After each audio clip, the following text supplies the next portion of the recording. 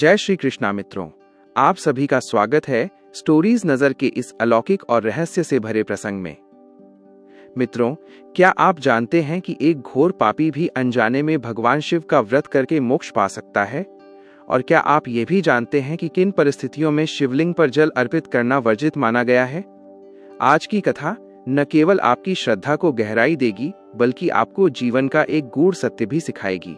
तो चलिए मित्रों, मन को शांत कीजिए और प्रवेश कीजिए महाशिवरात्रि की इस दिव्य कथा में। मित्रों, एक समय की बात है। हिमालय की ऊंचाइयों पर स्थित कैलाश पर्वत पर भगवान महादेव आदिशक्ति माता पार्वती के साथ विराजमान थे। चारों ओर अद्भुत शांति थी। ऐसी शांति मानो सृष्टि स्वयं महादेव के ध्यान में लीन हो। उसी क्षण माता पार्वती के हृदय में एक जिज्ञासा उत्पन्न हुई। उन्होंने विनम्र स्वर में कहा, हे नाथ, आज मैं आपके मुख से महाशिवरात्रि का संपूर्ण महात्म्य सुनना चाहती हूँ और ये भी जानना चाहती हूँ कि किन स्त्रियों को शिवलिंग पर जल नहीं चढ़ाना चाहिए। माता के प्रश्न को सुनकर भगवान शिव मंद मुस्कुराए और बोले, हे देवी, तुमने लोक कल्याण के लिए अत्यंत उत्तम प्रश्न किया है। जो भी व्यक्ति सच्चे भाव से महाशिवरात्रि की कथा सुनता है, उसके जन्म जन्मांतर के पाप नष्ट हो जाते हैं। अब मैं तुम्हें एक ऐसी कथा सुनाता हूं जिससे तुम स्वयं महाशिवरात्रि का रहस्य समझ जाओगी। भगवान शिव बोले, हे देवी, प्राचीन काल में दक्षिण दिशा में दंडकारण्य नाम का घना वन था। उसी वन में विश्वरूप नाम का एक शिकारी रहता था। वो अत्यंत क्रूर, निर्दयी और हिंसक स्वभाव का था। पशुओं की हत्या करना उसके लिए सामान्य बात थी। वो न धर्म जानता था और न ही पाप से डरता था। एक दिन महाशिवरात्रि का पावन पर्व आया, परंतु विश्वरूप इससे अनजान था। उस दिन उसके घर में भोजन का एक कण भी नहीं था। पत्नी और माता पिता भूख से व्याकुल थे। मजबूरी में वो धनुष बाण लेकर वन की ओर निकल पड़ा। पूरा दिन बीत गया, कोई शिकार नहीं मिला। सूर्य अस्त होने लगा और निराशा बढ़ने लगी। तभी उसे एक शांत सरोवर दिखाई दिया।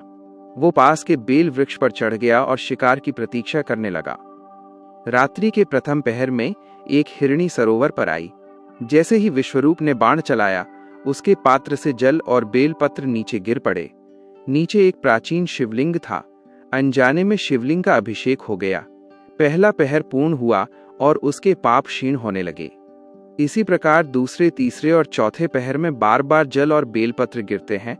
हिरणी, उसकी बहन और हिरण सत्य वचन निभाते हैं और शिकारी का हृदय बदलने लगता है।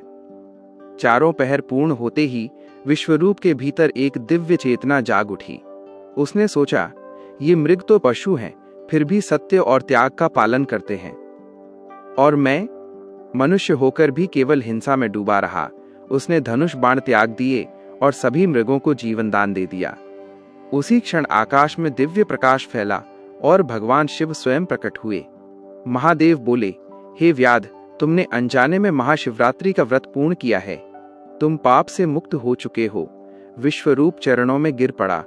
उसका जीवन बदल चुका था। इसके बाद माता पार्वती बोली, हे नाथ, अब मेरे दूसरे प्रश्न का उत्तर दीजिए।